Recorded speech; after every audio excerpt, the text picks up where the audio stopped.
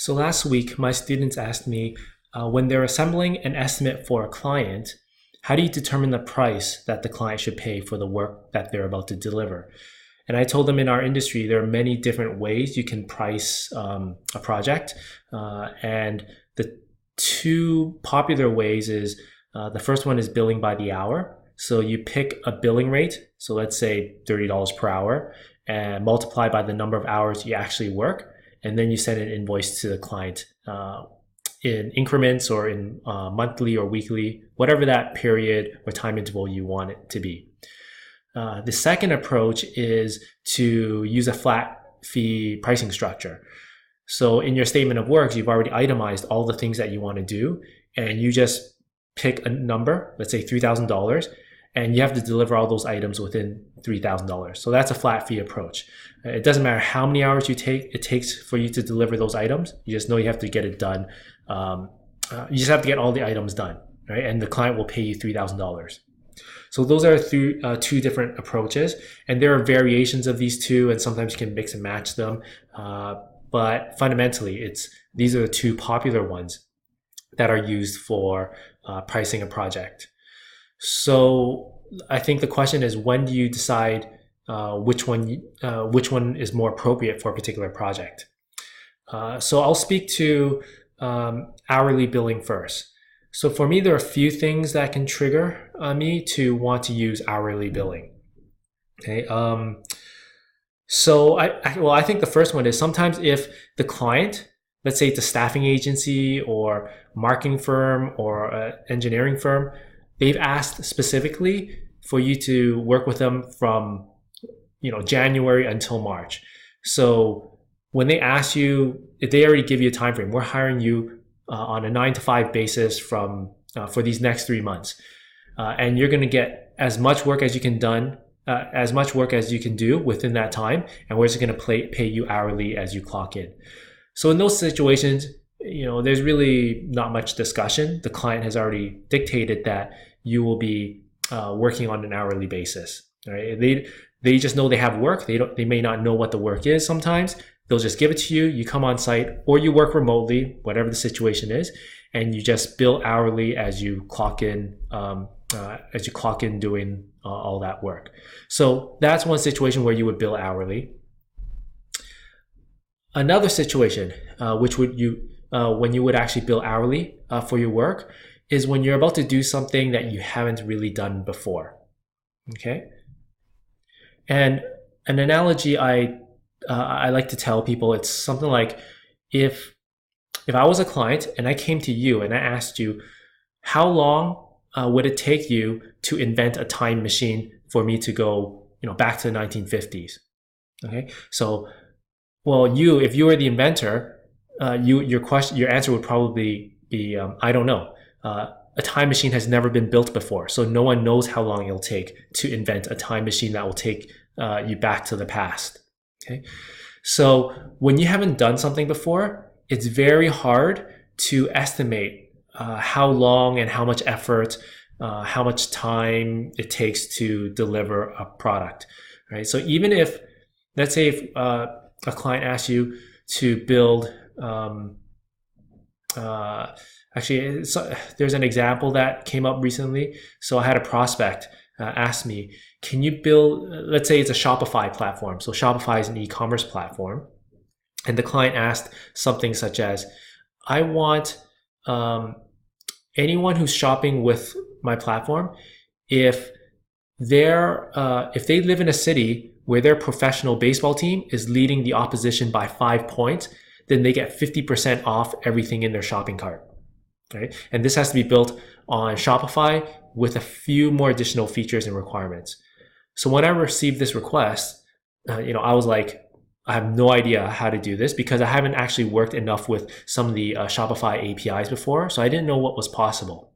So it's not necessarily the baseball side or figuring out the score. It's more working with Shopify's API. I haven't worked with it before, even though I know there are other Shopify developers who have worked with it before.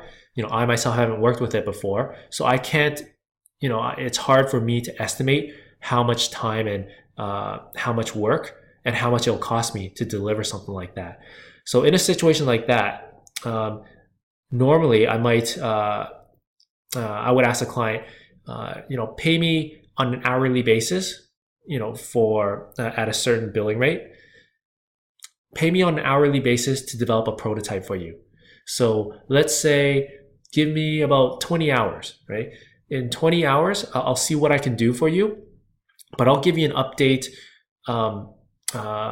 quite frequently, right? So I'll either give you an update on a daily basis, or I'll give you an update as soon as I run into some kind of showstopper, something that just prevents me from moving forward, or tells me that there's something wrong, right? So that way, the client has an opportunity to constantly stay informed about my progress, and they get an opportunity to cut their losses as the moment they see that something's not going well. Okay, so I could be spending 2 or 3 hours researching the API.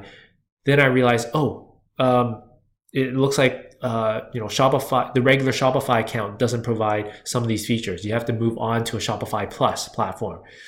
And if I discover that by the 3rd hour of my research and prototyping, I let the client know. And if the client says, we're not willing to move on to the Shopify Plus platform, or we're not willing to use particular tools because it'll cost too much or such, well, then they can just cancel the project at the 3-hour mark, pay me my 3 hours, and they wouldn't need to use up the remaining 17 hours. Okay, so billing hourly can be very useful when you're about to do something you haven't ever done before. You just have to make sure you frequently update the client on your progress so that they're not slapped with a bill that says 300 hours without having kind of some warning in advance. Okay, so that's hourly billing. To summarize, 2 times I would really use it is, one is if the client's already told you that they need you from January to June, you pretty much bill hourly or bill monthly, or you bill based on your time. And the other opportunity to bill hourly is if you haven't done something before. Okay, so those are 2 things that would trigger me to want to bill hourly. So let's talk about a flat fee billing structure next. When do you know you can or you should bill through a flat fee model?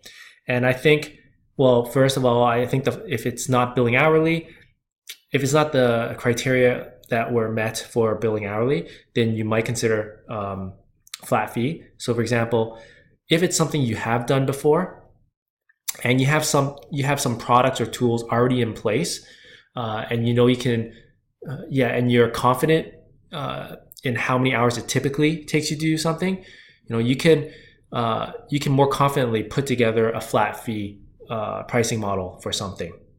Okay, so let's say someone, let's use that Shopify plugin example. Let's say I was able to create the plugin that I mentioned earlier. And it may have taken me 100 hours before, but now that I have it, right now I can just say, okay, next time I'm just going to sell it. If another client asks for something similar, I'll just bill it at $3,000, $5,000, whatever it is, because the plugin is already made. Okay, so you can bill for through a flat fee structure if you already have something in place, or you're confident that you can deliver the solution within a certain amount of budget or a certain amount of time.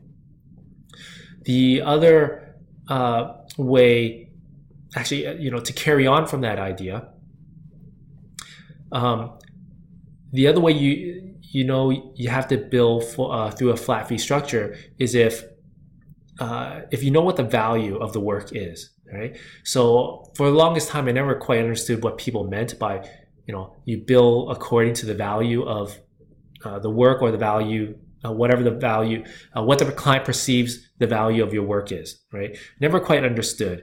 But there's 2 easy ways to really determine that, or to even define it. So first is, if there's anyone else in the industry, any other companies or freelancers or firms that is delivering something similar to what you're delivering, and if you know roughly the ballpark of what they're charging, for specific scenarios or in contexts that are similar to yours, well, then you can use that as a reference for how you should price yours.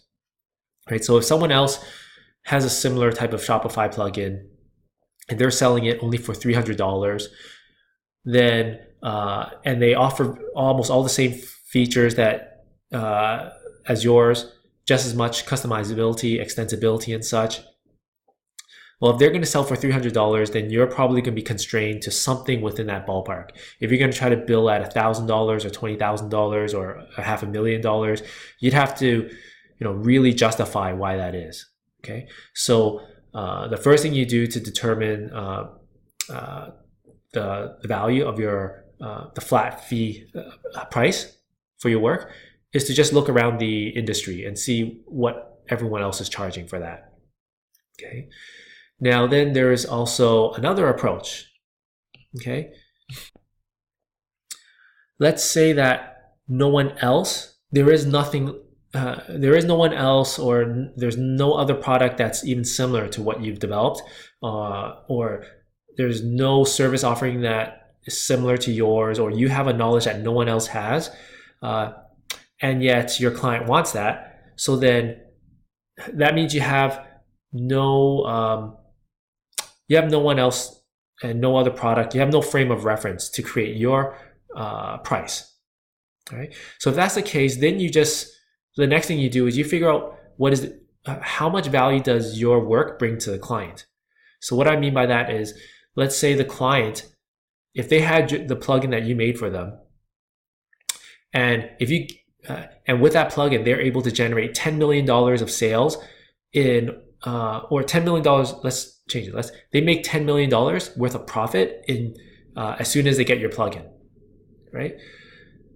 So then you know that your plugin is worth $10 million to them, right? Even if it only takes you 3 minutes to, customize it or package it up or rename it and give it to them, and it allows them to make $10 million, well, then you know that your product is probably worth quite a bit of money, right? And what kind of price do you put on it? That is just up to your sales ability. Just try as high of a number as you think the client is willing to pay for. And if they buy it without hesitation, well, then next time for another client who might ask for something similar, you increase the price again, right? Just keep increasing the price to see what the market will bear, right? So that's what you would do in a situation where you have a knowledge or an ability or a product that no one else or very few other people or companies or competitors have which means you don't have any competitors, where there are very few other people that can offer the same thing, then you'll just put a number on it and see what the market will bear. Okay, so that's my summary of billing hourly versus billing in a flat fee structure. So to summarize, billing hourly is if you don't know, the client has already asked for a predefined amount of time from you. Second is if there's something you haven't done before and you're not confident in being able to deliver within a certain time frame, or you're unable to estimate how long something will take. So definitely in those two situations, bill hourly. You bill for flat fee if you are reasonably confident in how long it takes to do something. Second is what the value of your work is from just asking around or just looking what your competitors do, or if there are no other competitors and there's nothing to really use as a frame of reference for your pricing, just put any number out there and just keep increasing it. You may lose a client here and there, but you might lose opportunities here and there, but just see what the market will bear. Okay, so that's my summary on hourly pricing versus flat fee pricing.